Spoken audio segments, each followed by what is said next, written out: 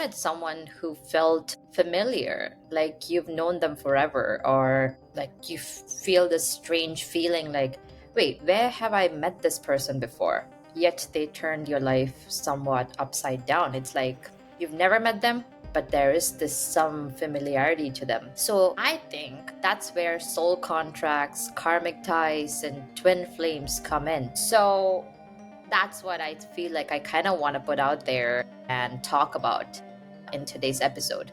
I feel like our soul's eternal. So I feel like before we come into this world, this earth, our soul makes a contract, an agreement that is to learn, to heal, or teach us, to awaken us fully through certain relationships. For example, the friend who pushes your boundaries so you finally learn to say no. I feel like that is what a soul contract is. You come into this world, this earth, because in the past lifetime you couldn't finish that soul contract, or you couldn't learn that lesson.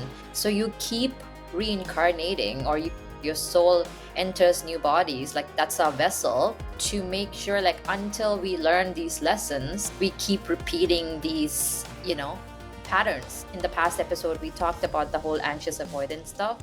That was more so psychologically leaned. This is more spiritually leaning. So I'm gonna go deeper into like what that means as well. So that what I explained is a soul contract. It's something our soul signs up for way before we even know our lifetime begins. And the next one is called a karmic tie. It's different from soul contract. Karmic ties feel magnetic but heavy. Often cycles of pain, drama, or like lessons repeating until it's released. And a good example would be that on and off relationship that shows up, that keeps showing you the same wound until one day you're like, that's enough. I've learned my lesson. I'm releasing this person. And that's why a lot of people repeat toxic patterns or stay in toxic abusive relationship until they get to a point that they're done with it. That's when they feel like they've learned or completed their karma. The moment you learn your lesson is when you complete or get out of that karmic tie. It's very addicting. That relationship is very intense, addicting, but very toxic. But the moment you learn the lesson, you're out of it. But if you don't learn the lesson, even if you're out of it, you keep attracting the same kind of souls or karmic partners till you actually awaken and learn your lesson. You have to choose different for you to get out of your karma. And then a twin flame. I'm not sure if every person has a twin flame because it's a very intense relationship. It's the relationship that wakes you up, that's soul shattering, which is a mirror. So they say that twin flames are a half of your soul. They are basically you in another body. They carry a half of your soul. And twin flames are not always meant to stay, but they are definitely sent to you to awaken parts of you, both of you, right? So if you meet your twin flame, it'll be like no other relationship. It'll be like nothing else in the past. You will know the difference because this person have no logic can explain the pull you feel towards this person, right? Like they mirror every single shadow self, every single wound, every single trigger that you tried your best to avoid, tried your best to run away from. Twin flames are very intense, but that's when you awaken. The moment you meet your twin flame is when your soul awakens and it starts to see the purpose. Like you start understanding things around you, you start understanding the world, you start understanding the people. It's a very intense journey. I wouldn't say like everybody should experience it because you need to be like really strong to actually get through it. Some people literally go into depression, some people get out of it, and people can actually not believe in it, but if you're spiritual and if you actually experience the twin flame connection, you know that it's not like a soulmate connection. People often misunderstand a soulmate relationship for a twin flame relationship. Soulmate is more about lifelong harmony. Soulmate is more so easygoing, or there will be growth, but twin flame, they are basically you. So you'll feel that familiarity, you'll feel that connection that's hard to explain to a lot of people who haven't actually experience that. And I feel like twin flame journeys are very spiritual. There is the divine masculine and there's the divine feminine, and this is not gendered.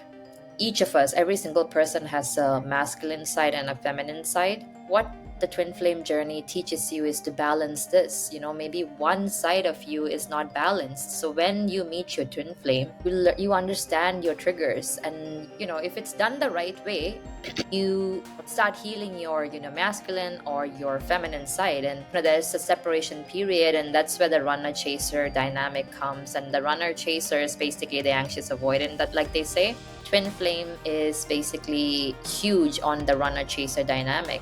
One of the twin flame is a runner and one of the twin flame is a chaser. So what happens is, like, they both trigger each other intensely and they mirror the wounds so much.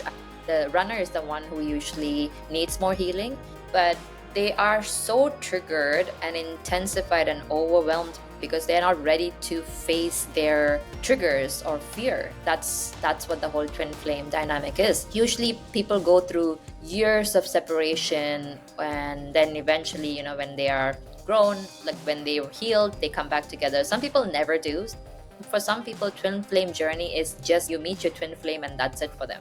That's where their full self start coming out. Their true self, their true soul starts awakening. For some people, the twin flame meeting is just to start their ascension or their healing process. Maybe, this lifetime they might not meet, but in the next lifetime they might meet. So on the spiritual side, there are a lot of people who believe in this, and it's a good concept to look into, right? Like, I feel like people who believe in spirituality and understand that the soul is eternal and our body is just a vessel to carry it, you might relate to this twin flame soul contracts and karmic ties a bit more. And one final thing I wanted to add is, like, there's both beauty and intensity into this relationship, because twin flames can feel both like home and chaos at the same time. If somebody asks me how a twin flame relationship is, I won't be able to logically explain it. I just know that, a twin flame relationship is very much like soul tie. It's very much like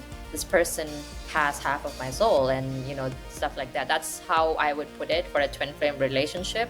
And like how they say, the twin flame journey is one of the most hardest journeys. Actually, twin flames are way more complicated. With soulmate, it's just easier. It's like, it's not as chaotic. There is growth, but not as deep of a growth and shadow stuff and mirroring like how twin flames do. And only the people who've actually been in like twin flame journeys would understand that. If you've experienced any of these, I think you could possibly relate. If not, you could look back into your relationships, be it friendships or family or romantic partnership, and try to find similarities to any of these. And I love to hear from you, and feel free to leave a comment, and I'd be happy to engage with you. And I just want to wrap this up really quickly and to remind you that not every soul contract is forever. Not every karmic tie needs holding on to, and maybe not every twin flame is meant to end in romance, but each of them teaches you who you are becoming. But also, never say never. Maybe your paths would cross, but again, only if there's healing on both sides. That's what the whole process of life, the whole concept of twin flame relationships, soul contracts, and karmic ties is all about. And if this resonated with you today, feel free to share it with somebody who you think touched your soul in one of these ways. And like always, thanks for tuning in to Just Real Talk,